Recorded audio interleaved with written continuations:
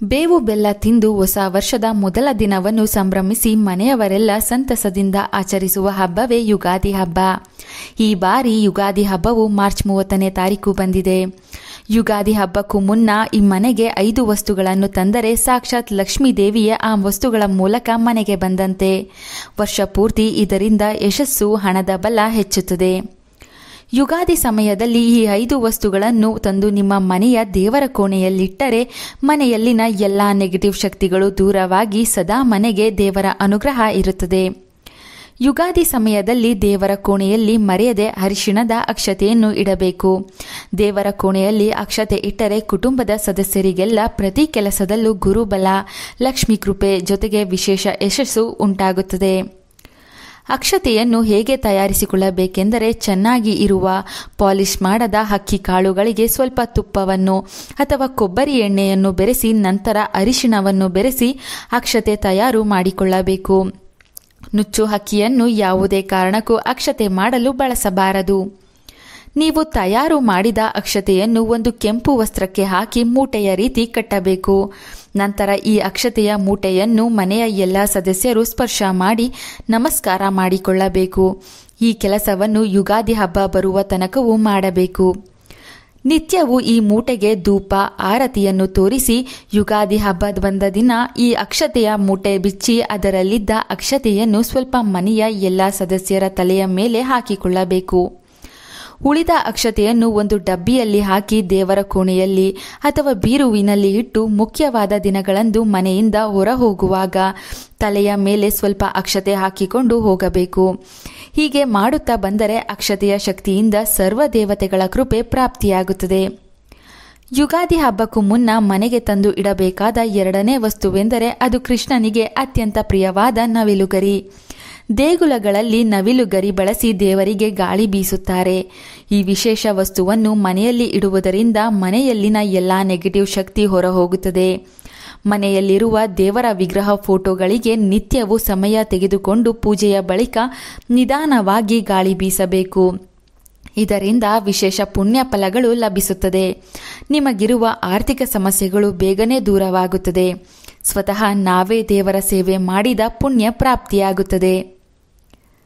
ಯುಗಾದಿ ಹಬ್ಬಕ್ಕೂ ಮುನ್ನ ನಿಮ್ಮ ಮನೆಯ ದೇವರ ಕೋಣೆಯಲ್ಲಿ ಒಂದು ತಾಮ್ರದ ಚೊಂಬನ್ನು ತಂದಿಡಿ.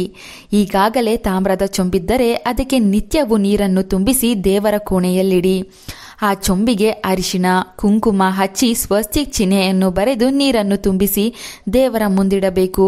ಹೀಗೆ ಮಾಡಿದರೆ ಸಕಲ ದೇವತೆಗಳ ಅನುಗ್ರಹ ಆ ಮನೆ ಮಂದಿಗೆಲ್ಲ ಪ್ರಾಪ್ತಿಯಾಗುತ್ತದೆ. ಶುದ್ಧ ಜಲ ಅಭಿವೃದ್ಧಿ ಹಾಗೂ ಶಾಂತಿಯ ಸಂಕೇತವಾಗಿದೆ. ಇದರಿಂದ ಮನೆಯಲ್ಲಿ ಶಾಂತಿ ವಾತಾವರಣ ಹಾಗೂ ದೈವ ಶಕ್ತಿ ಏರ್ಪಡುತ್ತದೆ. ನೀರನ್ನು ಬದಲಿಸುವಾಗ ಆ ನೀರನ್ನು ತೆಂಗಿನ ಮರ ಅಥವಾ ತುಳಸಿ ಗಿಡಕ್ಕೆ ಹಾಕಿ ಉಳಿದ ನೀರನ್ನು ಸ್ವಲ್ಪ ಎಲ್ಲರೂ ತಲೆಯ ಮೇಲೆ ಹಾಕಿಕೊಳ್ಳಬೇಕು. ಇದರಿಂದ ಯುಗಾದಿ ಹಬ್ಬದ ಒಳಗೆ ಅಥವಾ ನಂತರ ಸಾಕಷ್ಟು ಶುಭ ಸುದ್ದಿಗಳನ್ನು ನೀವು ಕೇಳಬಹುದು. ದೇವರ ಕೋಣೆಯಲ್ಲಿ ಮುಖ್ಯವಾಗಿ ಇಡಲೇಬೇಕಾದ 3ನೆಯ ವಸ್ತು ಎಂದರೆ ಅದು ವಿಳೆದೆಲೆ. ದುಡ್ಡನ್ನು ಆಕರ್ಷಿಸುವ ಶಕ್ತಿ ವಿಳೆದೆಲೆಗೆ ಇರುತ್ತದೆ. ನಾನಾ ತಾಂತ್ರಿಕ ಪರಿಹಾರಗಳಲ್ಲೂ ವಿಳೆದೆಲೆಯನ್ನು ಬಳಸಲಾಗುತ್ತದೆ.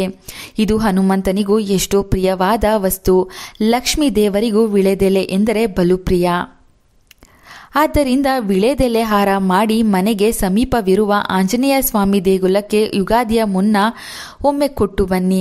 ಅಥವಾ ವಿಳೆದೆಲೆ ಮೇಲೆ ಗಂಧದಿಂದ ಶ್ರೀರಾಮ ಎಂದು ಬರೆದು ದೇವರ ಕೋಣೆಯಲ್ಲಿಡಿ. ಯುಗಾದಿ ಬರುವವರೆಗೂ ಆ ವಿಳೆದೆಲೆ ಮೇಲೆ ಶ್ರೀರಾಮ ಎಂದು ಸಾಧ್ಯವಾದಷ್ಟು ಬಾರಿ ಹೇಳುತ್ತಾ ಅರಿಶಿಣ, ಕುಂಕುಮ ಹಾಕಬೇಕು. ಯುಗಾದಿ ಹಬ್ಬದ ದಿನದಿಂದ ಈ ವಿಳೆದೆಲೆ ಮೇಲಿರುವ ಅರಿಶಿಣ ಕುಂಕುಮವನ್ನು ಮನೆ ಸದಸ್ಯರು ಹಣೆಗೆ ಇಡುತ್ತಾ ಬರಬೇಕು. ಯುಗಾದಿಗೂ ಮುನ್ನ ನಿಮ್ಮ ಮನೆಯ ದೇವರ ಕೋಣೆಯಲ್ಲಿ ಆಮೆಯ ಚಿಕ್ಕ ಗೊಂಬೆ ಅಥವಾ ವಿಗ್ರಹವನ್ನು ತಂದಿಟ್ಟು ಪೂಜಿಸಬೇಕು. ಆಮೆಯನ್ನು ಸಾಕ್ಷಾತ್ ವಿಷ್ಣು ಸ್ವರೂಪ ಎಂದು ನಂಬಲಾಗುತ್ತದೆ. ಲಕ್ಷ್ಮೀದೇವಿ ಜೊತೆಗೆ ವಿಷ್ಣು ದೇವರ ಪರಿಪೂರ್ಣ ಅನುಗ್ರಹಕ್ಕೆ ತಪ್ಪದೆ ಯುಗಾದಿಗೂ ಮುನ್ನ ಮನೆಗೆ ತಂದು ಸ್ವಲ್ಪ ಸಮಯ ಹಾಲಿನಲ್ಲಿ ನೆನೆಸಿಡಿ. ಶುದ್ಧ ಜಲದಿಂದ ತೊಳೆದು ಬಟ್ಟೆಯಲ್ಲಿ ಒರೆಸಿ ಗಂಧ ಕುಂಕುಮದ ಬೊಟ್ಟನ್ನು ಇಟ್ಟು ಉತ್ತರ ದಿಕ್ಕಿನಲ್ಲಿ ಆಮೆಯ ವಿಗ್ರಹವನ್ನು ಇಡಬೇಕು. ನಿತ್ಯವೂ ಪೂಜಿಸುತ್ತಾ ಧೂಪ ತೋರಿಸಿ ಇದರಿಂದ ಮನೆಗೆ ಧನಾಕರ್ಷಣೆ ಶಕ್ತಿ ಉಂಟಾಗಿ ಸರ್ವಕಾಲದಲ್ಲೂ ಶುಭ ಫಲಗಳನ್ನು ನೋಡುವಿರಿ. ಈ ವಸ್ತುಗಳ ಜೊತೆಗೆ ಯುಗಾದಿ ದಿನದಂದು ಮನೆಗೆ ಸಾಧ್ಯವಾದರೆ ಶಕ್ತಿಗೆ ಅನುಸಾರ ಬಂಗಾರ, ಬೆಳ್ಳಿ, ನೂತನ ವಸ್ತ್ರಗಳನ್ನು ಕೂಡ ಖರೀದಿ ಮಾಡಿ ತರಬಹುದು. ಈ 5 ವಸ್ತುಗಳಲ್ಲಿ ಯಾವುದಾದರೂ 2ರಿಂದ 3 ವಸ್ತುಗಳನ್ನಾದರೂ ಮನೆಗೆ ತಂದು ನಾವು ಹೇಳಿದ ನಿಯಮ ಪಾಲಿಸಿ. ಇದರಿಂದ ವರ್ಷ ಪೂರ ಸರ್ವ ಯಶಸ್ಸು, ಹಣದ ಲಾಭಗಳನ್ನು ನೀವು ನೋಡುವಿರಿ. ಈ ಮಾಹಿತಿ ನಿಮಗೆ ಇಷ್ಟವಾದರೆ ತಪ್ಪದೇ ಚಂದನಾಲೋಕ ಯೂಟ್ಯೂಬ್ ಚಾನಲ್ ಹಾಗೂ ಫೇಸ್ಬುಕ್ ಪೇಜನ್ನು ಫಾಲೋ ಮಾಡಿ. Thank you.